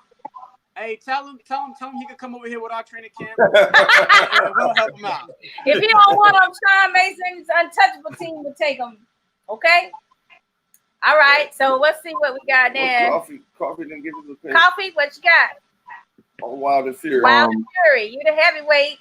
Yeah, so I mean, I think if Wilder goes into the training for this third fight, don't look at all the stuff with the whole glove gate thing and all that other stuff. Pretend as if that didn't happen. You know what I'm saying? Pretend as if he wasn't hitting him with the palm of his hand or whatever he was doing. Right? Wilder got beat on the inside with the roughhousing tactics and stuff like that. He had no defense for that. You know what I'm saying? There were moments where Fury had Wilder in like a headlock, and he's leaning, he's putting his weight down on him. He was using dirty tactics, but it's part of boxing. You know what I'm saying? Because if you look in the history books, everyone used these different tactics. Wilder needs to learn how to use those, and then also he needs to learn how to defend with those. People get hit in the back of the head. You know how they learn not to hit you in the back of the head? You hit them in the back of the head. You know what I'm saying? They learn not to hit you low because you hit them low. You hit them low. You know what I'm saying? And harder. I don't see that with if you look at the fight with Fury and Wilder. Fury was doing all of the tactics. Right. He's leaning on him and stuff like that. Wilder's not doing any of that. The moments where Wilder's back was on the ropes and Fury was coming at him or whatever. Wilder he doesn't tie up very well. He puts his hands straight up like this or whatever, and Fury's just looping shots around his guard and stuff like that. He needs to work on fine-tuning those type of things, like his defense, his those inside tactics. Because I've been in camp with Wilder. He's not the best boxer, but he knows how to box. You know what I'm saying? He just doesn't do it in his fights. He doesn't do it in the majority of his fights, because he has done it in his fights before. It's just that people only see what he usually does. Like nobody talks about in the Stavern fight, he boxed that whole fight. Yeah. You know what I'm saying? He was throwing jabs, 1-2s. You know what I'm saying? He was moving around. He was on his back foot in that fight. You know what I'm saying? But like everyone else, he fell in love with the knockout because he started laying these dudes out flat, laying them out flat, and that's all it became. His right hand. Him just waiting to land that right. And he just strayed so far away from, setting up shots with the jab that, he became what he is and what he's known for, which is throwing the right hand. He got to work. I think he got to work on, getting those old school tactics. You know what I'm saying? And he should be fine. You don't think that Wilder's outfit, you don't think that was a major part of his loss? No. Even if he was, he shouldn't have talked about it. If my outfit weighed 1,000 pounds and my legs were tired when I stepped in the ring, my circle would know that, you know what I'm saying? But I'm never saying that out loud, you know what I'm saying? For no camera, because it's only going to sound like an excuse. It doesn't matter if it's true or not. Yeah. It's only going to sound like an excuse. So you are so right. I'm like, damn. Even if I thought that was true, I hope I got a team around me to be like, nah, man, don't say that shit. That Don't bitch, say that. the video came back when he said he trained with 40-pound vests. Yeah. With He came back Rogan. in the video. Yeah, he was on the Rogan show and he had said that he already trained with a vest on that's 40 pounds. So, like, yeah, I'm with Coffee on that whole situation where you just don't say it, even if you did think that. Coach, hey, Coach. Getting back to that though, before Coach say that, people think that that he was partaking in too much sex. Wow. As to why his legs were so weak. Yes, that's another theory. That he was getting it down in the bedroom too much. Okay. Wow, how many more in the list? I mean, it don't matter. You win some, he lose some. You know what I mean? Yeah. At the end of the day, your opponent don't care about whatever happened to you. He's happy. If you mess up, your opponent is happy if he wants to win. It doesn't matter. But now, how many of y'all, as Carlos is saying, would like to see a Joshua Fury fight, and that should be the attention? Uh-oh.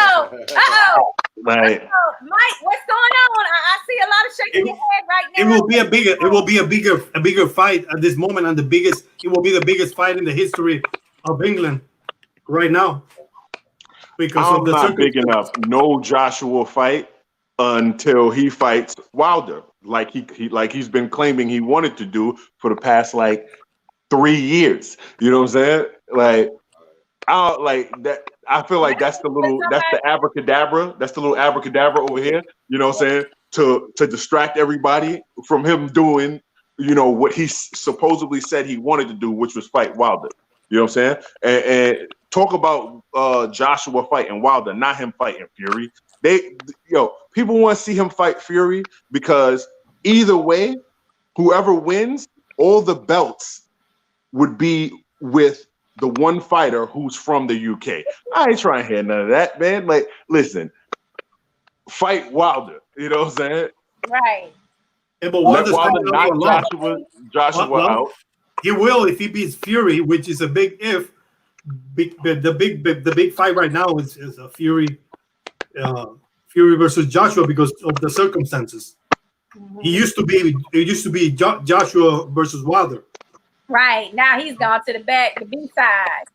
But I have to say, I'm not interested in AJ fighting anybody right now, to tell you the truth. I never had confidence in him. I had never had confidence in his chin.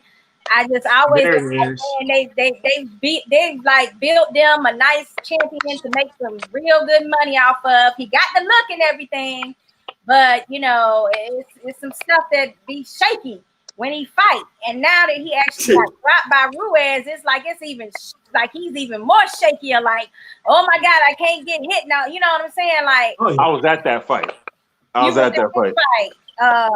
Ruiz and Joshua. I was at that fight. I got to see firsthand how delusional these Joshua fans be. It's crazy. I was sitting there round by round, I'm looking at them, because I'm surrounded by them. I'm looking at them your boy getting whooped. You know what I'm saying? They're convinced, oh no, he won that round. I was like, he didn't win a round. He lost all 7 rounds. He lost all 7 rounds. There's not one round I could have gave Joshua. First of all, you're bold to even be in the middle of a bunch of UK fans talking trash, telling them that they boy is not winning. Hey, the fight was at Madison Square Garden. They in my town. The situation was we was at the first Wilder Fury at the Staples Center, and we was around nothing but British fans. And I know damn well we was we would cheer a little bit when Wilder would hit something, land something, but boy, I couldn't even do nothing but go along with their ass because Wilder was Fury was looking good in that fight. He was winning rounds. So I was like, baby, don't say nothing bad against him. They is way too many of them. You know what I'm saying? But on one hand, I love that they have fans like that. But on the other hand, I'm always like, damn, why can't the U.S. fans be like that? Like, damn, like Too it's much more hate. UK fans that was in the Staples Center, you know what I'm saying? And they were like American fans. So it's kind of like you love it, but then you're like, damn, I wish we had that back in this country.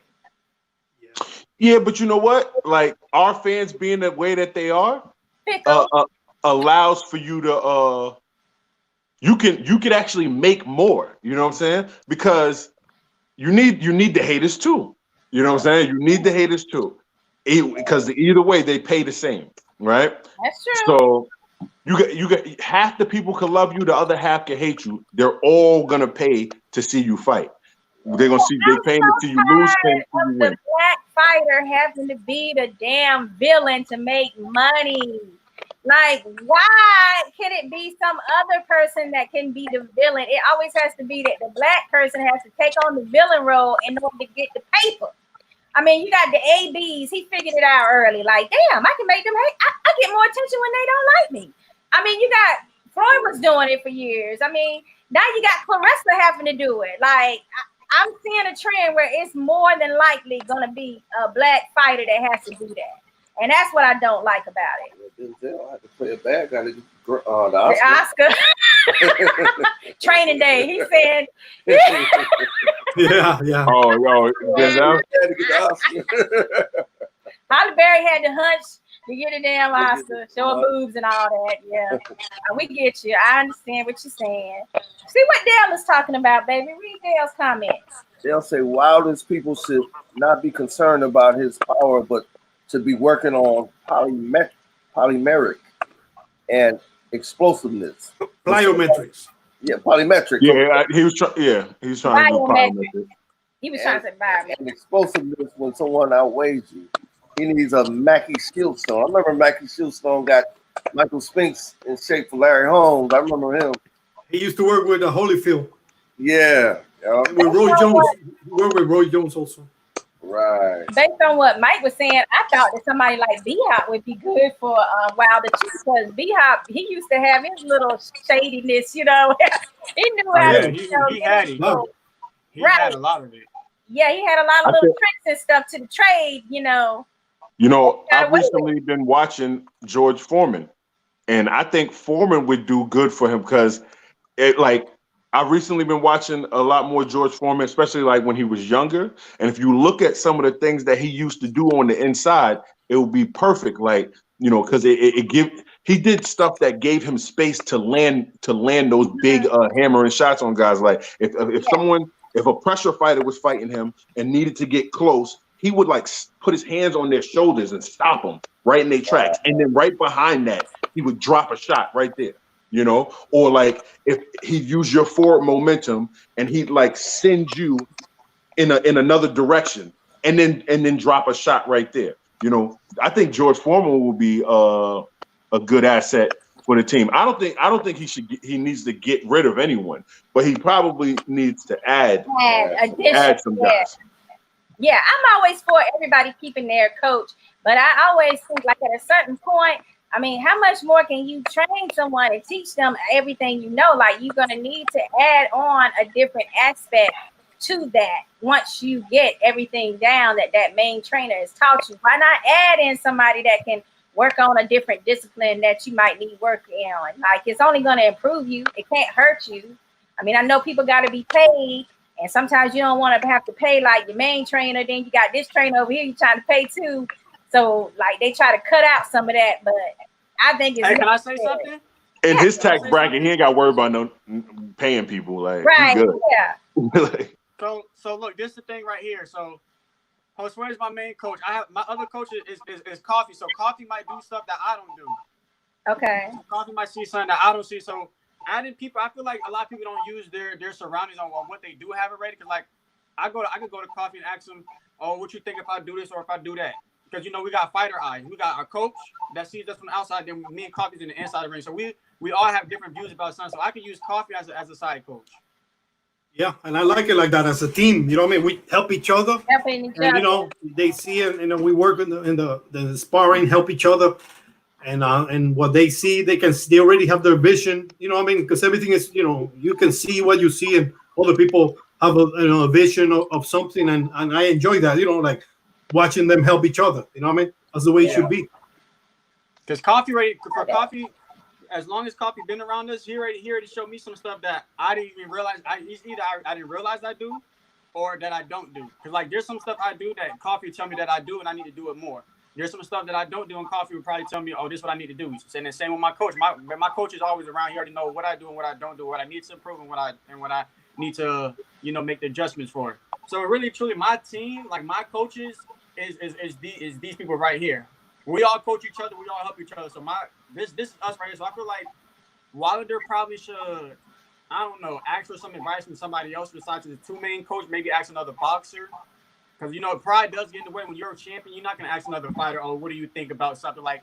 So let's say, I don't know, I go in there and spar Floyd. I spar Floyd Mayweather. He could be who he is, but let's say he do something that I see and he get ready for a fight and I'm able to counter him off and I try to, tell him, "Oh, you need to fix this." He's not gonna listen to me. Who am I? Y'all know who I am, but in his eyes, who am I? Gotcha. So that's my perspective of adding people, and I think you should use your resources and who's around you. Use more.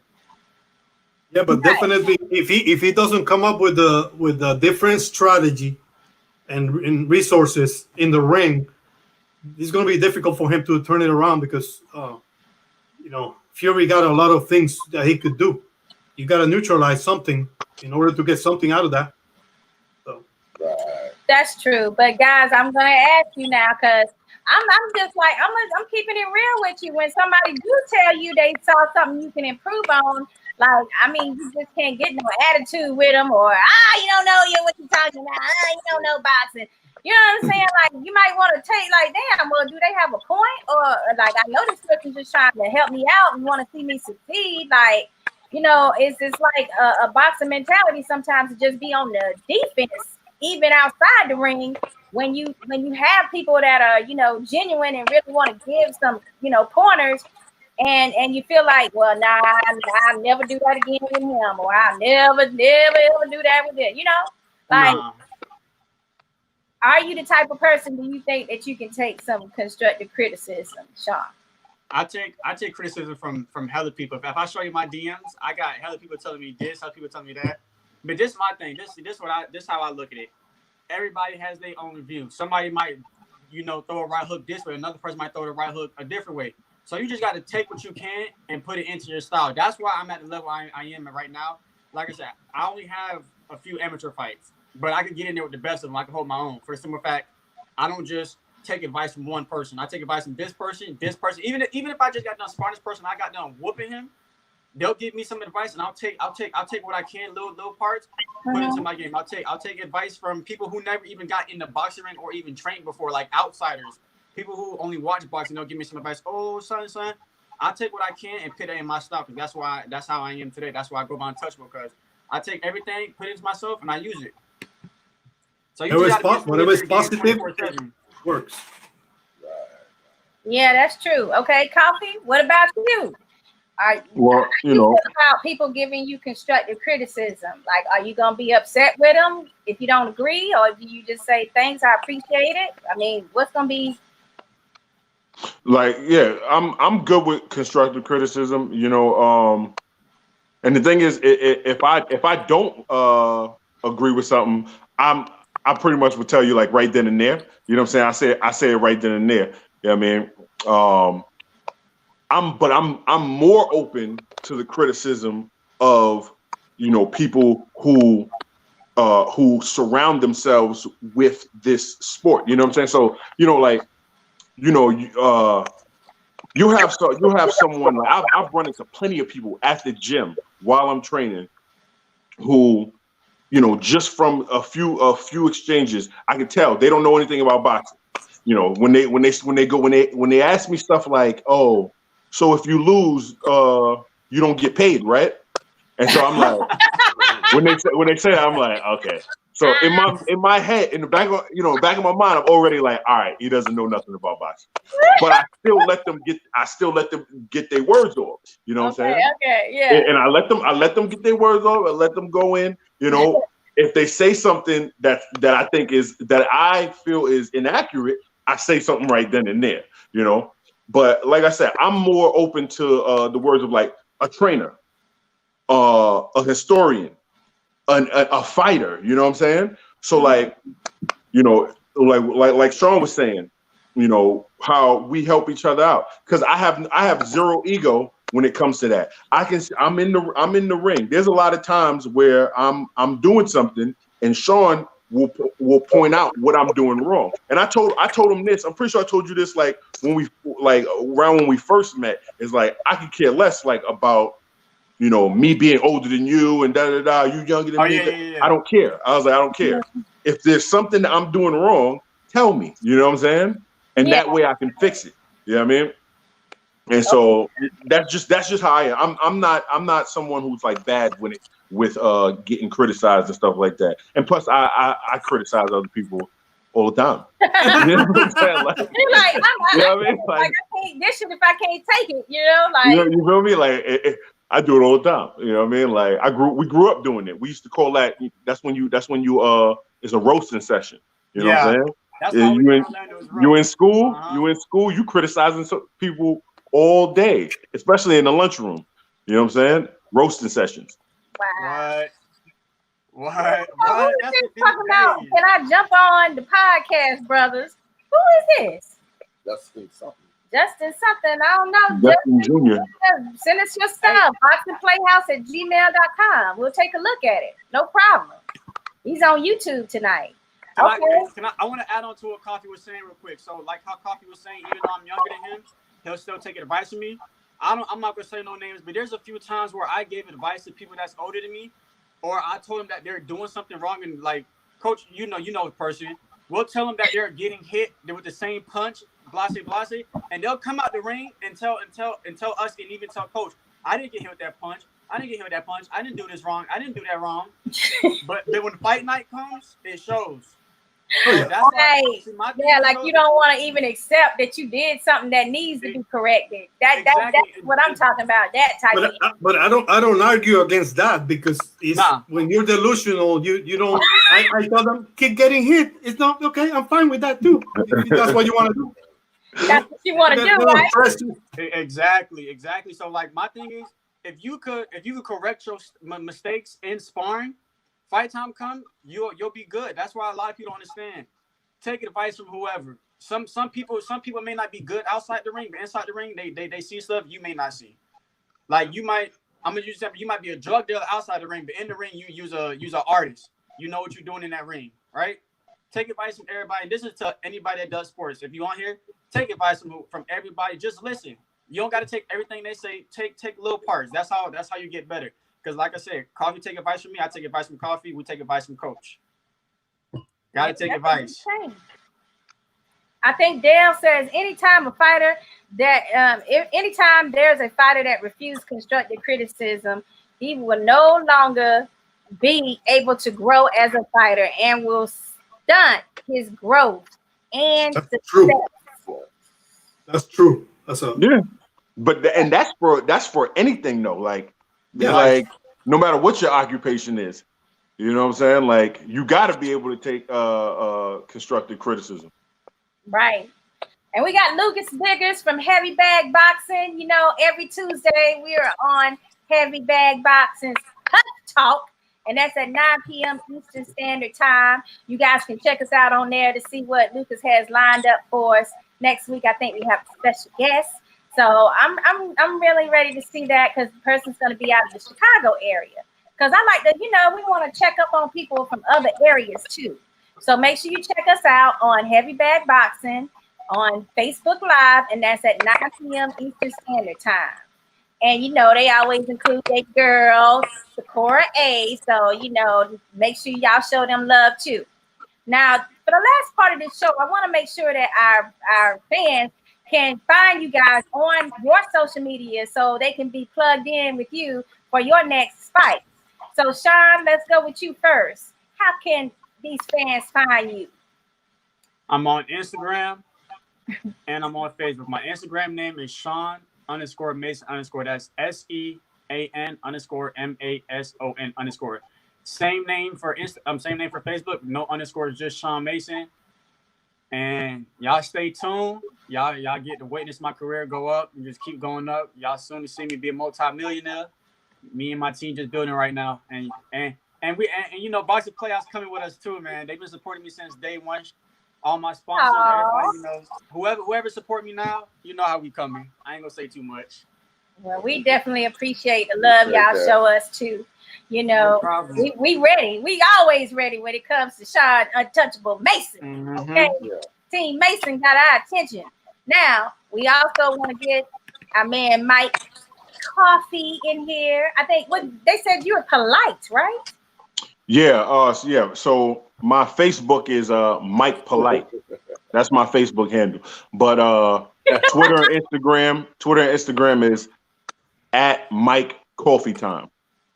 So it's coffee with an IE. Coffee with the IE. Mike, you got anything coming up, man? Like any fights on the horizon once we get over the situation, or? So one fight was supposed to be, I think it was supposed to be the end of April, the beginning of May. Or the beginning of May. So that one is canned, obviously. And then the next one is supposed to be June 23rd. So, I mean, on TV, that was going to be a TV fight, but right now we're waiting for to see how all this gets sorted out before we can know exactly what's going on, because all these fights get bumped. Yeah. And you don't know how all the schedules are going to get jammed into, you know. Yeah, they're going to either have to combine some of these fights and make them super fights, so they're going to have to, like, we're going to be like traveling everywhere for like months and months, being like, I want to go back to quarantine. Yeah. We're going to be tired, but I can't wait. We got Tracy Smith. He says Sean Mason is the real deal. Okay. Appreciate it. What can you say about that? He is the real deal. Tracy Smith, boxer extraordinaire. You know, he's over in that Plant City, Lakeland area. Big country. What were you calling him? No, Big Country says salutes. Oh, Big Country says salute. He wants to get into how's the platform. Oh, okay. Well, y'all, you know, hit up Boxing Playhouse. You know, get in our inbox, messengers. We also just go to our website, boxingplayhouse.com. We're on Twitter, Facebook, and IG. You gotta have that IG. You can also find us on YouTube where you looking tonight, Big Country. And I can't wait to find out what Big Country got going on, because I like that moniker. And then we got my girlfriend Sean, this lady here, she's over in Orlando area. Sharon Thomas, that's attorney and RN, okay? Yeah, one of my smarter friends, y'all. Okay. Shout out for seeing her on here tonight. She says, thank goodness for Boxing Playhouse and Sakura A making me take an interest in boxing. That's what's up. I love it. And I miss you. So what we're going to do is let everybody go for the night, unless anybody has anybody that they want to call out. Let's Coach say what he got going on. Yes, I'm letting him call out somebody. What you got for us, Coach Aguilar? I don't have anything to call out. Who? Who you want to see Sean fight in 2 years? In the light division. Whoever's on top, because by that time, who knows? But, you know, a big name. And who you want to see Coffee fight in 2 years? Same answer. Whoever's on the top, the biggest that's out there, that's the one. So it could change a lot between now and then. Anybody. Coffee, what's the man doing? Oh, okay. Snap. Yo, like I saw hands coming my way. You know what I'm saying? Yeah. Hey, Coffee, what's your record? Huh? What's your record? 9-0. And Sean, what's yours? 4-0. 4-0. Okay. Wow, y'all done really y'all been out here on the grind, working to get these, and I still ain't seen Coffee yet. We did see Coffee fight. When? And what was that fight? Was it in Orlando? In Tampa. No, I fought in Tampa. When you was in that Orlando fight? Coffee fight. No. That was who fight was that? Coffee, when you fought the dude with the zebra outfit. When you fought the dude with the zebra outfit, Boxing Playhouse was there. Oh, that was in Tampa. Y'all was there because remember after he fought and I walked to the corner, yeah. y'all said, "Hey, Sean, was that my coach." Yes. Yes. Oh yeah, okay. That Remember was the Alessi? youth, the Euclid Center. That was a Leslie card. Okay, yes. Yeah, let's see card. Know him that good then. I though. remember seeing that fight. Alessi. And then he hit the dude with the uppercut, and the dude kept falling every time. Yeah. Yeah, I might have had that on He was a video sucker too. for that uppy. You know what I'm saying? That. Yeah, I might have had that on video somewhere, baby. Yeah, we did. Because Send it this way. I Yeah, know, let me get that. it, man. This is, I need a team of people over here, and instead it's just me and Emelio right now. Exactly. Good Like team. I need a content categorizer or something, like, cause man, it's starting to add up, Yeah. It's It's building. That's good though. You guys are doing a great job. Thank you so much. Appreciate it, Coach. This Appreciate coach you. right here, I bet you get good. Your wife over there, she know how to cook some good Latin food too, don't she? Yep. What you doing, Sean? I knew it. Huh? What are you doing? He ready to go. He trying to change angles, camera angles, and all right. He got enough I girls see. going crazy as is. Hey. He can sit down. Hey, I see what you're doing. Somebody Hey, did look. tell him to stand up though, but they told Mike to stand up first. Yeah. Yeah. Other girl told Sean to stand up. Good Lord, y'all got these women going crazy up here tonight. Quarantine is a bitch for single women. hey, that's coffee. That's coffee. That's not me. I ain't doing nothing. That's coffee. He got the robe on. Hush, boy, hush, boy. Hey. You sit up there playing in your hair and You know what I'm saying? Got the look. petting the damn Oh, that's my baby right there. your baby getting all your attention. See these women like, yeah, Come you. here, Precious. I'll be your dog tonight. This my baby right here. What's her name? Precious. Precious. Okay, they like, I want to be your Precious. Like Hey. you over there trying to act like you innocent. You know the dog. We want everybody to be safe, man, during these times we're going through right now. For sure. And You y'all, guys be safe too. Oh, baby, shout out the Enron Sands. Enron, where you been at, man? The whole show done went through. I ain't seen you up here. Enron, get your butt on this show. Look, after dark, you're gonna be next, buddy. I'm gonna text you after the show because I'm gonna have to be like everybody else and run you down, I guess. He ain't no big talker. Yeah. Okay, guys, we've enjoyed you tonight. We still got to find some food around here in this boxing playhouse somewhere. Mhm. Yeah, I got some steak. we want y'all back. We got some steak. Everybody stay inside the house. You too. Keep washing your hands as many times as possible. Stay 6 feet away from everybody because I'm trying to get back into training camp. I Minimum. made something. Right. All right, man. Good night. Thanks for everything. As soon as y'all got something coming up, y'all come back on, man. We'll talk Oh, about I it. already know. Oh, for sure. Okay. Yeah, Definitely. All right. Well, thank you guys so much for being with us tonight. And that's All right. Untouchable Mason and his teammate, heavyweight Mike Polite Coffee. New York City. From Folgers. NYC. And their trainer extraordinaire. Mike, you see my hat? I got the New York hat on, man. Uh-huh. Oh, salute then. You know what I'm saying? Salute. The New York Yankees.